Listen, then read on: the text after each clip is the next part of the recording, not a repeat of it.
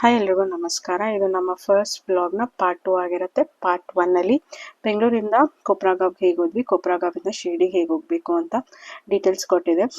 ಆ ವ್ಲಾಗಲ್ಲಿ ಹೇಳಿದ್ದೆ ನಾನು ಉಳ್ಕೊಳ್ಳೋ ಅಂತ ಆಶ್ರಮ ಅಥವಾ ರೂಮ್ಸ್ಗಳ ಬಗ್ಗೆ ಡೀಟೇಲ್ಸ್ ಕೊಡ್ತೀನಿ ಅಂತ. ಸೊ ಈ ವ್ಲಾಗ್ ಕಂಪ್ಲೀಟ್ ಅದ್ರ ಬಗ್ಗೆ ಆಗಿರುತ್ತೆ.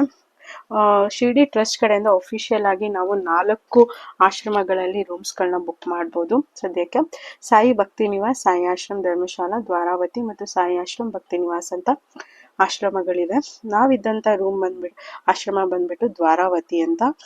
ಈ ದ್ವಾರಾವತಿಯಲ್ಲಿ AC ಮತ್ತು ನಾನ್ AC ರೂಮ್ಸ್ಗಳು ಅವೈಲೇಬಲ್ ಇದೆ. AC 900 ಚಾರ್ಜ್ ಮಾಡ್ತಾರೆ, ನಾನ್ AC 500 ರುಪೀಸ್ಗೆ ಚಾರ್ಜ್ ಮಾಡ್ತಾರೆ.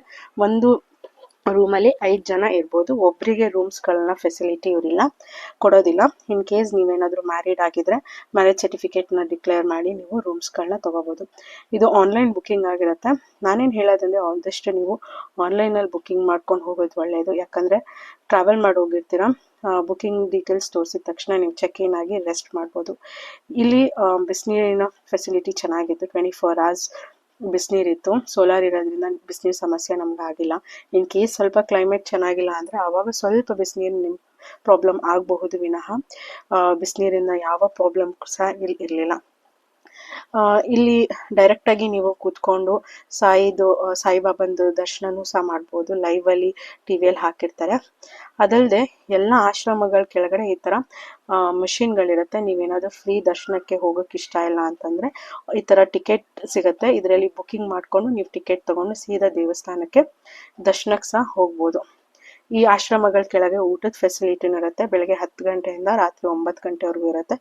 ಆದಷ್ಟು ಆಶ್ರಮ ಮತ್ತು ದೇವಸ್ಥಾನದಲ್ಲೇ ಊಟ ಮಾಡಿ. ಹೊರಗಡೆ ಯಾಕಂದರೆ ತುಂಬ ಎಕ್ಸ್ಪೆನ್ಸಿವ್ ಆಗಿರುತ್ತೆ. ಬಜೆಟಲ್ಲಿ ಟ್ರಾವೆಲ್ ಮಾಡೋರಿಗೆ ಸ್ವಲ್ಪ ಹೊರಗಡೆ ಊಟ ಮಾಡೋದು ಎಕ್ಸ್ಪೆನ್ಸಿವ್ ಅಂತ ನನಗನ್ಸುತ್ತೆ. ಇದರಲ್ಲಿ ಈ ದ್ವಾರಾವತಿಯಲ್ಲಿ ತುಂಬ ಬೇಗ ರೂಮ್ಸ್ ಬುಕ್ ಆಗುತ್ತೆ. ನೀವು ಕೋಟಾ ನೋಡಿಕೊಂಡು ಬುಕ್ ಮಾಡಬೇಕು. ನಾವು 30 days ಬಿಫೋರೇ ಬುಕ್ ಮಾಡಿದ್ವಿ. ನಾವಿದ್ದಂಥ ರೂಮ್ ಬಂದ್ಬಿಟ್ಟು AC ರೂಮಲ್ಲಿ ಸಿಂಗಲ್ ಕಾಟ್ ಮತ್ತು ಡಬಲ್ ಕಾಟ್ ಇರುತ್ತೆ. ಎಕ್ಸ್ಟ್ರಾ ಇರೋರಿಗೆ ಪರ್ ಪರ್ಸನ್ಗೆ ಪರ್ ಮ್ಯಾಟ್ರೆಸ್ಗೆ 50 rupees per day ಚಾರ್ಜ್ ಮಾಡ್ತಾರೆ.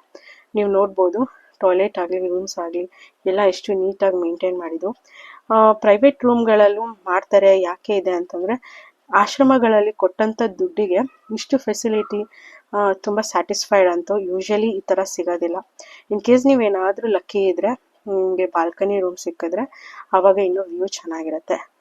ಈ ದ್ವಾರಾವತಿ ಕಂಪ್ಯಾರಿಟಿವ್ಲಿ ಎಲ್ಲ ಆಶ್ರಮಕ್ಕೆ ಕಂಪೇರ್ ಮಾಡಿದ್ರೆ ಇದು ಸ್ವಲ್ಪ ದೇವಸ್ಥಾನಕ್ಕೆ ಹತ್ತಿರ ನಡ್ಕೊಂಡು ಓಡಾಡ್ಬೋದು. ಅಷ್ಟೇ ಅಲ್ಲದೆ ಪಾರ್ಕಿಂಗ್ ಫೆಸಿಲಿಟಿ ಆಗಲಿ, ಓಡಾಡೋದಕ್ಕೆ ಎಲ್ಲ ಚೆನ್ನಾಗಿದೆ. ಲಿಫ್ಟ್ ಫೆಸಿಲಿಟಿ ಆಗಲಿ ಎಲ್ಲನೂ ತುಂಬ ಚೆನ್ನಾಗಿದೆ. ರಯಾನ್ ಅಂತೂ ತುಂಬ ಎಂಜಾಯ್ ಮಾಡ್ದ. ಎಂಜಾಯ್ ಮಾಡೋದೇ ನನಗೆ ಅಲ್ಟಿಮೇಟ್ಲಿ ಬೇಕಾಗಿದ್ದು.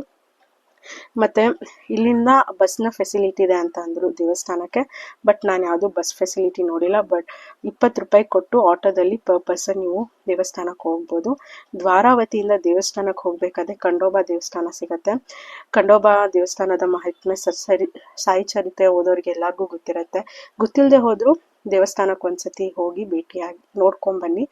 ಅದಲ್ಲದೆ ಆಶ್ರಮಗಳ ಕೆಳಗಡೆ ಇದ್ದರೆ 2 ರೂಪಾಯಿ ಟೀ, 3 ರೂಪಾಯಿ ಕಾಫಿ ಎಲ್ಲ ಸಿಗತ್ತೆ. 1 ಲೀಟ್ರ್ ನೀರಿಗೆ 10 ರೂಪಾಯಿ ಚಾರ್ಜ್ ಮಾಡ್ತಾರೆ. ಮತ್ತು 5 ಪೂರಿಗೆ 5 ರೂಪಾಯಿ ಕೊಟ್ಟು ತಗೋಬೋದು. ಅದು ಬೆಳಿಗ್ಗೆ. ಇದಿಷ್ಟು ನಾವಿದ್ದಂಥ ರೂಮ್ ಬಗ್ಗೆ ಡೀಟೇಲ್ಸ್ ಆಗಿತ್ತು. ಸೊ ನಿಮ್ಗೇನಾದರೂ ಲಿಂಕ್ ಬೇಕು, ಹೇಗೆ ಬುಕ್ ಮಾಡಬೇಕು ಅಂತ ಡೀಟೇಲ್ಸ್ ಏನಾದರೂ ಬೇಕಾದರೆ ಕಮೆಂಟಲ್ಲಿ ತಿಳಿಸಿ. ನೆಕ್ಸ್ಟ್ ಪಾರ್ಟಲ್ಲಿ ನಾನು ಶಿರ್ಡಿ ದೇವಸ್ಥಾನದ ಬಗ್ಗೆ ತಿಳಿಸ್ಕೊಡ್ತೀನಿ. ಹೋಪ್ ಈ ವ್ಲಾಗ್ ಇಷ್ಟ ಆಯಿತು ಅಂತ ಅಂದ್ಕೊತೀನಿ. Thank you.